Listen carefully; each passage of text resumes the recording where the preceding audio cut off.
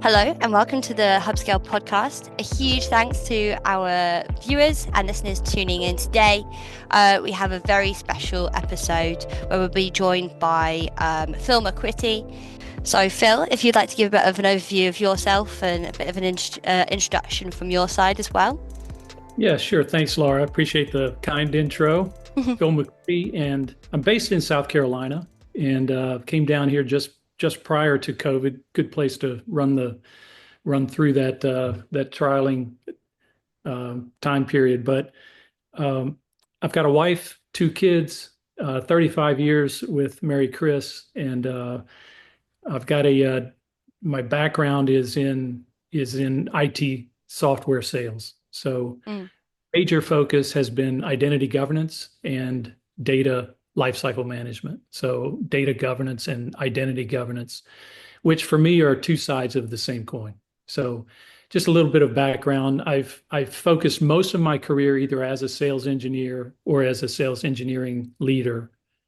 But the tail end of both my last jobs, I would say the last 7 years or so, I've gone in and out of the CTO's office and either was a shadow or then ran field CTO capability. So it's been great to this point. I'm looking forward to the next stage of my career, but that's a quick intro. No, 100%. And I think we've got some exciting plans to speak a lot more around your experience, speaking with Phil around excellence, about sales engineering leadership, around some of the essential skills required in hiring and retaining some of the best talent out there in the market, particularly within sales engineering teams.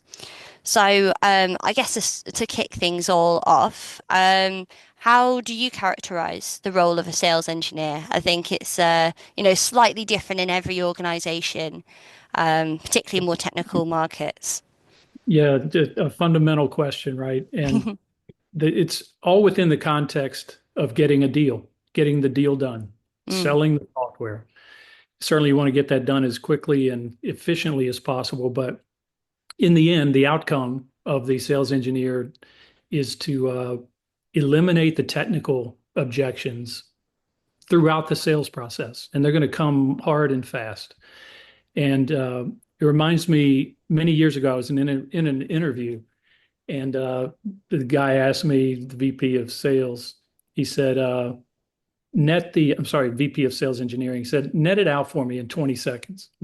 He asked me the exact same question.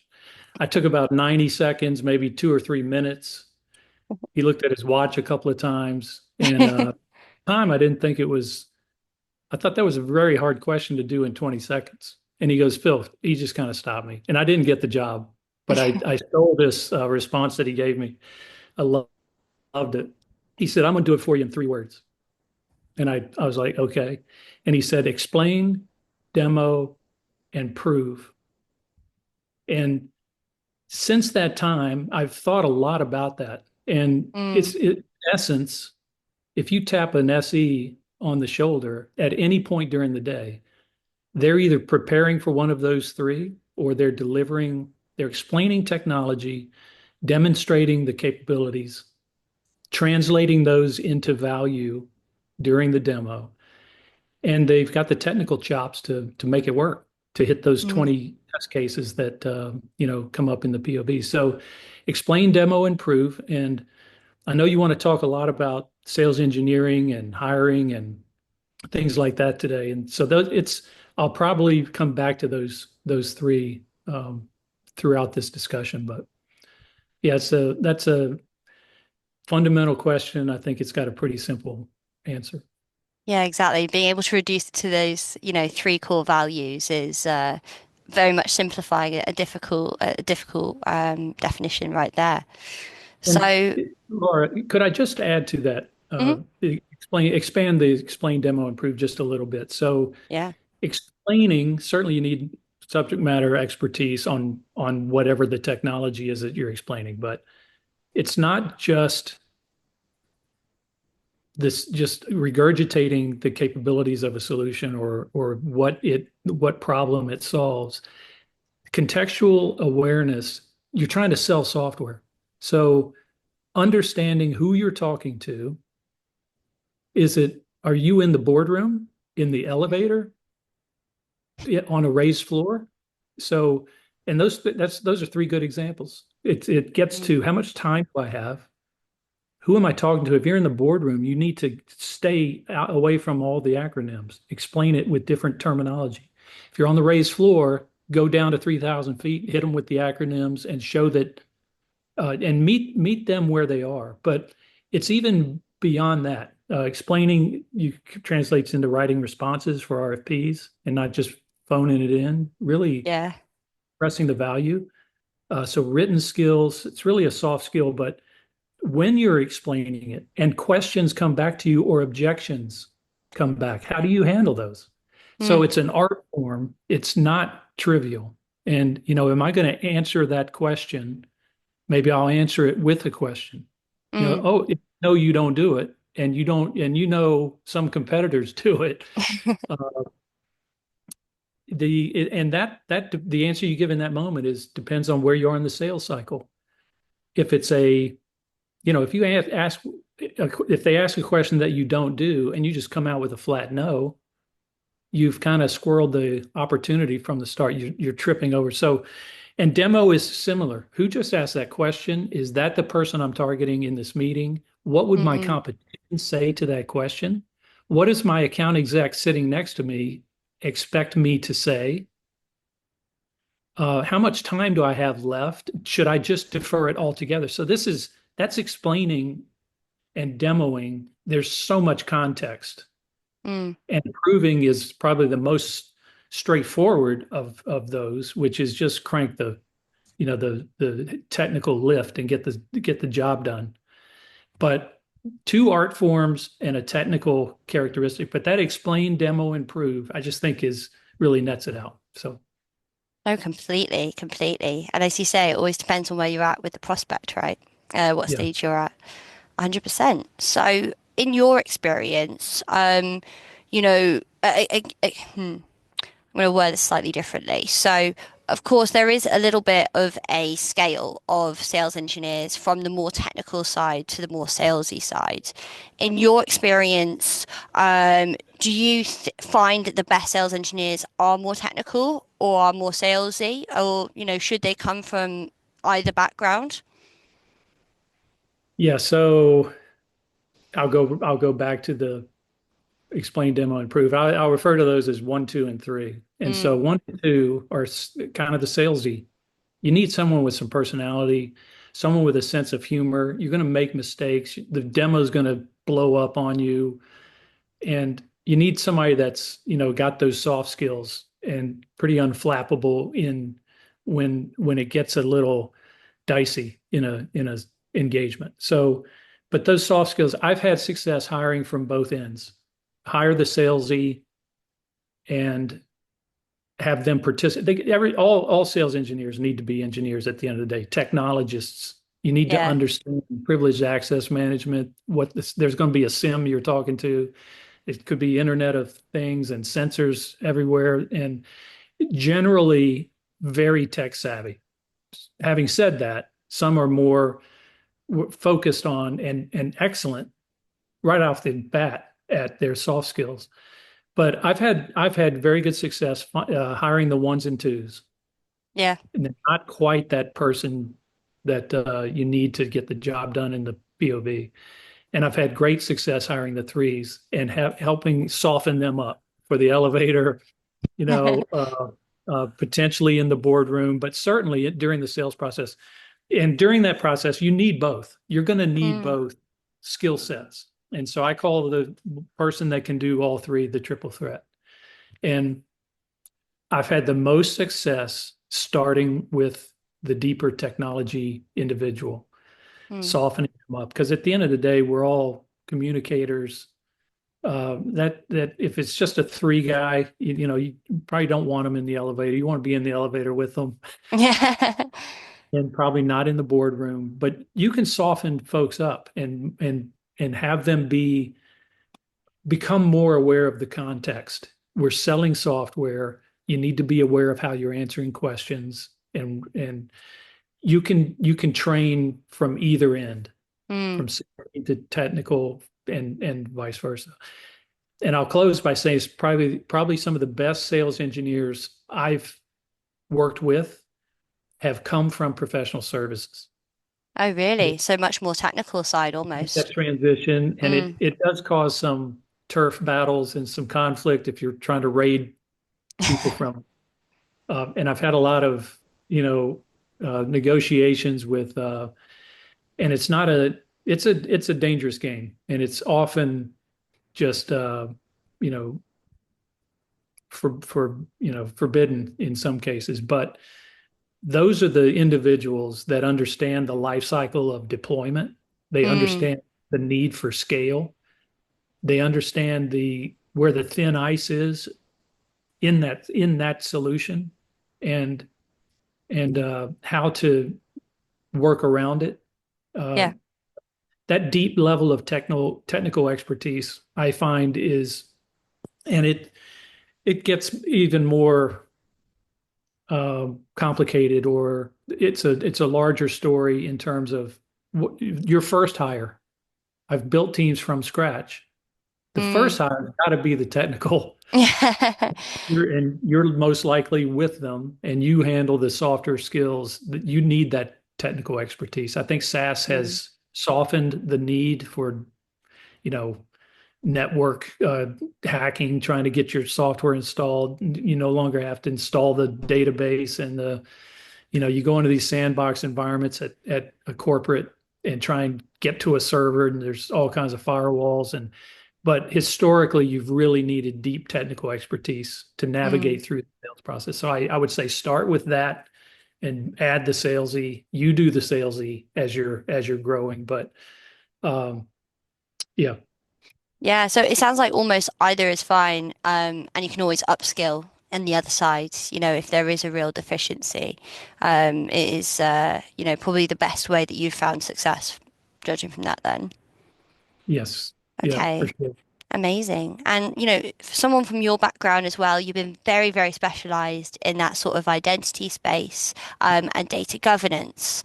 Do you think that, that has been quite beneficial for you, as someone that can become a true SME, a true expert in that very niche area of security? Or do you think to some extent, there is advantages to having more of that breadth of experience across security? For example, if someone touched a little bit of application security, cloud security, and threat intelligence, for example. Yeah, that's Um, that's a great question. Um, Breadth is good. And like I said earlier, sales engineers are technologists. They are engineers, and they understand the breadth. mm, Just picture your solution in an enterprise architecture. And I mentioned earlier, you've got the SIM, you've got the ITSM, yeah, you've got uh, databases and APIs and authentication and authorization protocols. And the sales engineers know that generally.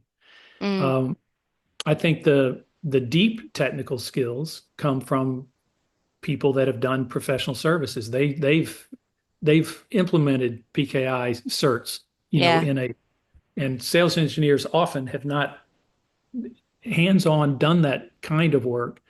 And I think there's an interesting nuance here.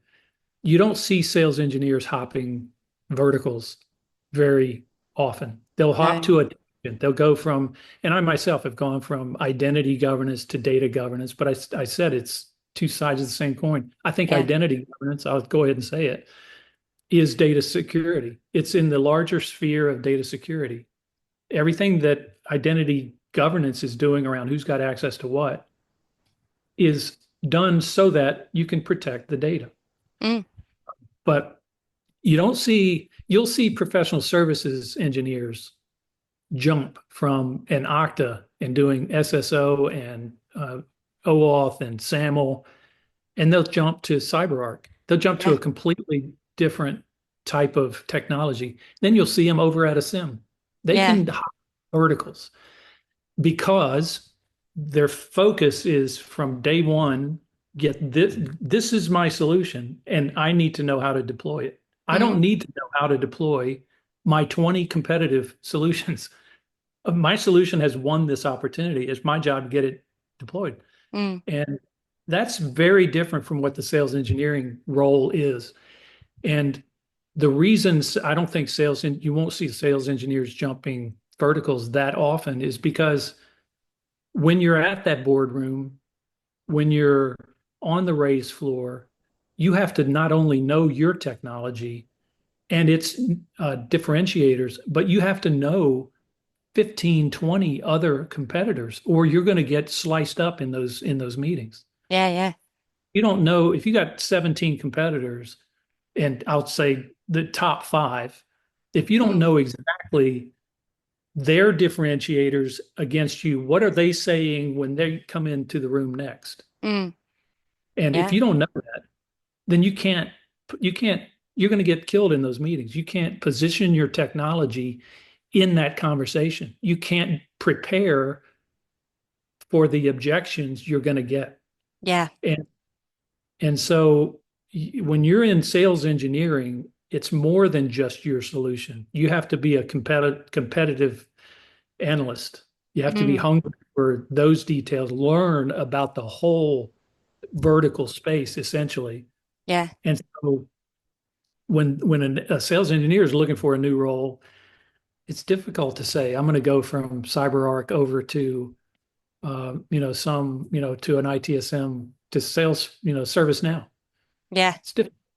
Um, Completely different landscape, different different. objections. Um, and yeah, different technologies you need to learn to compare against, not even. It's interesting. I've never heard someone talk about that because often when you talk to SE leaders, it always sounds like the important thing is having that technical understanding of the knowledge, but really it's the understanding of competitors that is the key for SEs. Yeah, particularly in that soft skills. So you go to the explain, demo, improve. Mm, You can get folks that you can get them once they're uh, in that POV. Well, it's still they've still got to be able to position and answer questions and be sharp on that vertical. But mm, so I'm gonna stick with my original answer on that. yeah. I just I don't think it's a little yellow flag would pop if I'm interviewing a sales engineer for my company and they're not coming from a competitor. Mm, yeah, It may, exactly. maybe two jobs ago, but at least coming from the space or a near tangent. Mm. I'd talk to internal recruiting if I was getting too many outside the, you know, zone. 100%. I guess since you've joined both SailPoint and Big ID relatively early within their journeys and built their SE teams from scratch, if someone is looking at building that sort of perfect SE team, what advice would you have for them? Well, I did build SailPoint from scratch. I I think there were nine employees or nine sales engineers when I came into to Big Wow. ID, but still very early in both of those companies. I would go back and say you start with your Rolodex Hmm. and spend the extra time to build your screening process, your interview process, in order to be able to categorize these candidates. How are they going to do in the one, two, and three zones? So it's honestly a little tougher to figure out how deep they are technically. You Mm, can nail the one and two sales and the explanation of technology and demonstration. Have them do a panel discussion where they get objections, where they have to explain their technology, and you tell them in the room is going to be a CEO and a CISO mm, and one of their zero trust architects. So they have to. You see, when the CEO asks a question, you listen to how they answer the CEO versus when the zero trust architect asks a question. mm. You to meet these individuals where they are, and just picking up on that contextual awareness comes back to it, and then have them do a demo. And I've always had candidates do a demo, and I don't care if you're demoing, Microsoft Calendar. Uh, it's that solution has competitors. Yeah, Why use your calendar? What separates you from the rest? yeah, And seeing how they navigate through that conversation. Technically, you can and again, there's some great things going on with SaaS where you can say, hey, I'm going to give you access to a sandbox, mm, and these are two or three things I'd like you to configure. yeah, And you configure it to accommodate a SAML authentication. So yeah, that's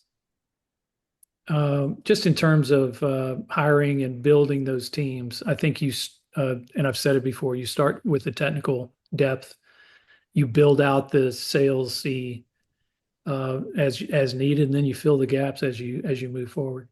mm. No, 100%. Okay, amazing. So I'd be interested in hearing a time as well when you've made a wrong hire and what impact that had, on your business. What happened and how did you try and rectify that situation?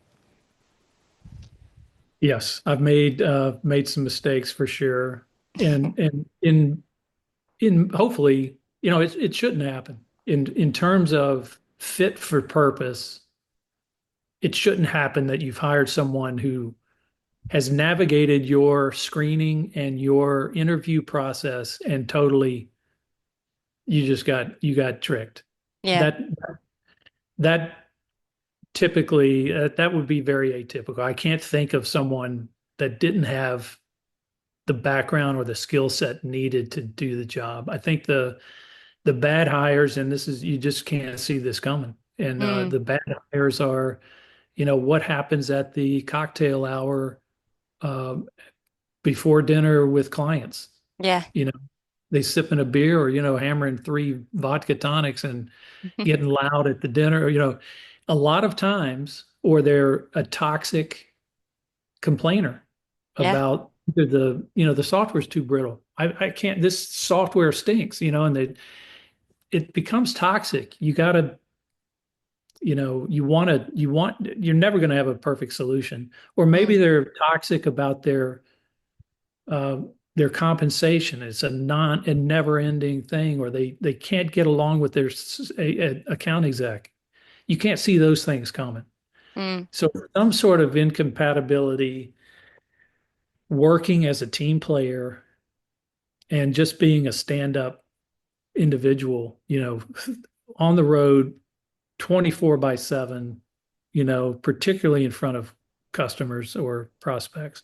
mm, But in those cases, and then sometimes, you marginally got tricked. You thought they were a little deeper on this than you couldn't quite fill that out, and they won in the interview process. But in general, as soon as you know that it's toxic, you, mm, I had a uh, for those that might be watching this that know me, I had a VP. I'll say his first name Chris, and Chris told me, as soon as you get that little twinkle that I don't think this guy's going to work, he mm, goes, that's when you cut him. If you're thinking that at some point in the first 6 months, he goes, cut him quick. It's too costly.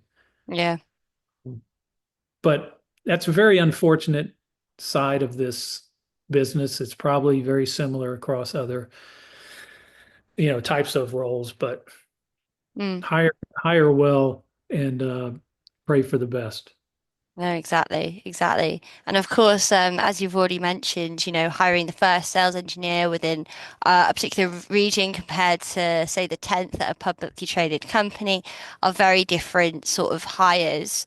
Um, how does the type of profile kind of vary for you, or is there a different way that you might attract that talent? or throughout the interview process, at those different stages. I don't know that there's a lot of difference in how you're attracting. I think, relationships, it's like any other selling. If you know the individual, Mm, it's more about being transparent and being candid about the technology, the market, what's coming, and you're really selling the candidate yeah, on coming over. I think I mentioned earlier, you're always filling gaps. And you may realize, I didn't see this coming, but our lack of deep Kubernetes skills yeah, are killing us. mm, Or even, we've got no one today. Most sales engineers are coming from a Linux background. There's not too mm, many. I'll be careful here, but just large enterprise solutions running on Windows servers is just not something I've seen in quite a while. yeah, So most are coming from Linux backgrounds, but you're going to have weak points, weak spots, gaps. We got to get somebody that knows certs and mm, key management. Or I need someone who's really a Mongo person because we're finding that we're writing more to the back end database than we ever thought we would. So there's always gaps. You're always shifting what it is you're looking for. mm, But I don't want to limit that to just the technical side. On the soft skills side, and I'll tell you this, my first 3 years at SailPoint, we had a rule handed down from Mark and Kevin. If the hire that you're making is going to be in front of customers, we need to talk to them. I want to be the last. Mark or Kevin uh, wanted to speak to that candidate. mm, 15-minute, tell me about yourself. No real tech dive. They just want to meet these people that are going to be representing their baby. yeah. And I It's always scary, appreciate. isn't it? Yeah. Sometimes, once or twice, it came back. You're not hiring that guy. And we were ready to pull the trigger. And it's like, Oh no. okay, all right. But something happened in that conversation was off. They didn't feel right about it. Mm, And when you're dealing with the founders of a company, you follow their guidance. And I think in that situation, it was much appreciated. yeah. Just getting that extra validation. And then they couldn't really come back if you did make that mistake. Well, you talk to them too, so Yeah. uh, Yeah, it's an yeah, interesting balance in that respect, isn't it? Because on the one hand, founders, it is their company, it's their baby. You want them to be happy with any hire made. But then sometimes it can be easy for them to lose sight of the bigger picture. And they're going to be in your team as well at the end of the day, right? So, that's but as you say, if you get their buy-in as well, it's not just your fault if something does go wrong. So, right. perfect. So, alongside your experience in, building sales engineering teams, you've also had some very strong background in the federal space and helping companies to achieve and maintain federal compliance. So, if a company is looking to get their solution ready for federal sales, what would you say are the most important things to get started with certification? Wow, that's a great. So I have had quite a bit of experience, and it predates the FedRAMP. And I remember cloud first initiatives. That term came out before FedRAMP, but with the federal government. And there are a lot of differences in selling to federal in terms of civilian agencies and DoD and the intelligence Mm, community. And they have different. If you just to kind of give a kind of a not flippant, but a kind of a characteristic that you'll notice.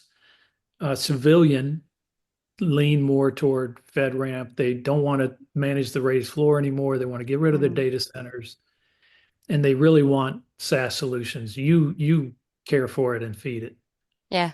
Um, you talk to DoD and the intelligence community, they're not quite as adamant. In fact, I've been on many conversations with DoD. First question is, hey, please tell me you're not a SAS. And this is in the last year. And they want to they want to own and operate it. They want to care and feed it. They'll put it in the Gov cloud. They'll put it in native cloud, and certainly on-prem and Mm, in air-gapped environments. A lot of times a context of the discussion, but Um, yeah, a lot of nuances there, but in terms of preparing to go to sell to federal, if someone's in the early startup stages, just fundamental capabilities should be built into the solution.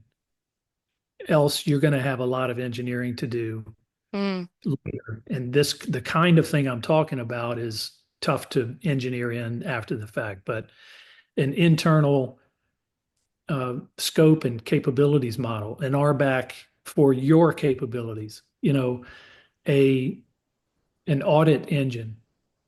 Hey, the policy just changed. Who changed it? You need mm, to go to your inside your product and see that Sarah did that at 2:15 a.m. and you can talk to Sarah. But mm, if you don't have an internal audit, I mean, and then just the essential zero trust. Think of a lot of that is at layers away from the app level, but from a data in the data pillar and the identity pillar, in mm, particular about authentication and authorization. We talked about having an internal RBAC, but you got to accommodate OAuth and SAML assertions mm. for uh, uh, things like encryption. So I'm not saying right out of the bat you're selling the commercial that you go with FIPS 140 encryption, but you need your engineering team thinking about these things. Um, Other examples, just API first. Yeah, You want to be as open as possible when you move into a federal. It's there are zero trust mandates, and yeah, they're becoming more and more uh, expected, and their deadlines. So um, yeah, I think there's a lot you can do, mm, but for a company early that thinks they will have their eyes set on federal sales down the road, yeah, fundamentals right very early, and it'll mm, be of a struggle engineering wise. yeah. No, 100%. Okay, amazing. So, a lot of companies struggle to breach the federal markets, particularly when they've been quite focused on private sector. What do you think is the best route to market in those spaces? Be great in commercial.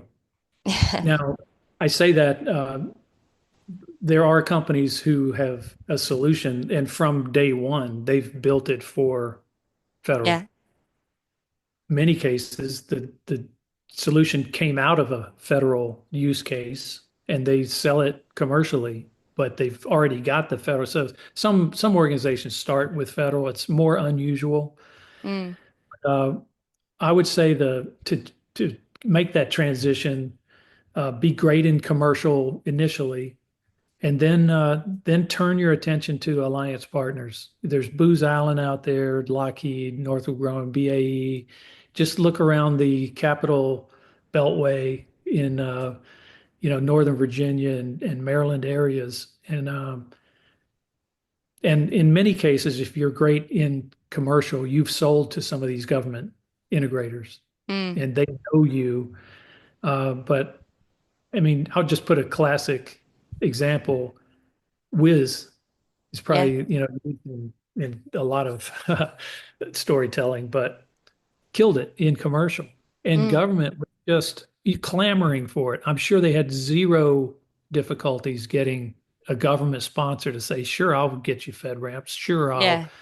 I'll be your sponsor because we need that stuff, ASAP." But not everybody's a whiz Yeah. uh, in the market. But I think you're not going to sell to federal. You can sell to DoD and Intel, Mm, if you have a, classic deployment technology, to an extent, without heavy certifications. But if you're not SaaS, there's the risk management framework you have to be compliant with. There's common criteria, requirements and expectations. And so it's a regulatory Mm, big hammer, coming down consistently. But yeah, I think the targeting the alliance partners.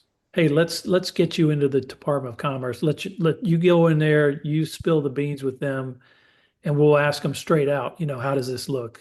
mm, And if you've got the experience in commercial and that individual you're talking to, you got to build this through relationships. And I would say those alliances are the most critical early. mm. No, completely. And are there any common mistakes or misunderstandings that, of the federal sector that you've seen in your career? Yeah, I'd say two things come to mind. Primarily, just poorly set expectations Mm, on time and engineering effort, and which that's time, but it comes down to money, and yeah. there are a lot of assessors. There's a lot of tolls to pay along the way, and Mm, to some extent that doesn't stop, but it's expensive, and it's I think the time required to get there, the length of time and the amount of money, poor expectations are set. So it's like, where's the investment getting us so far this quarter? Well, we're only 6 months into this experiment, yeah. and we're not certified. We don't even have a right to sell to the federal government yet. We're still getting the certification. Well, I thought you said it would take 6 months. It's if those expectations are improperly set. What do you mean it's 700,000, to get FedRamped, or Yeah. price is coming, needs to be a couple of million, but um, poorly set expectations Yeah. early on. And you've got to state that case, understand that everybody's on the same page when you begin. Mm, Uh, that's the biggest problem I've seen. no, completely. Um, and there's a lot of people who, I guess stepping away from more the federal side and back into sort of the journey of an SE throughout your career. There's a lot of people who aspire to be in management and leadership, would love to have achieved what you have. As a sales engineer, do you believe that there's a price to be paid for moving from being an IC into management? And do you think that just some people aren't suited to it or are better off not bothering? Yeah, boy, that's as far as price to be paid, I think there's a price to be paid in terms of being responsible for a team. Mm, There's there's a different kind of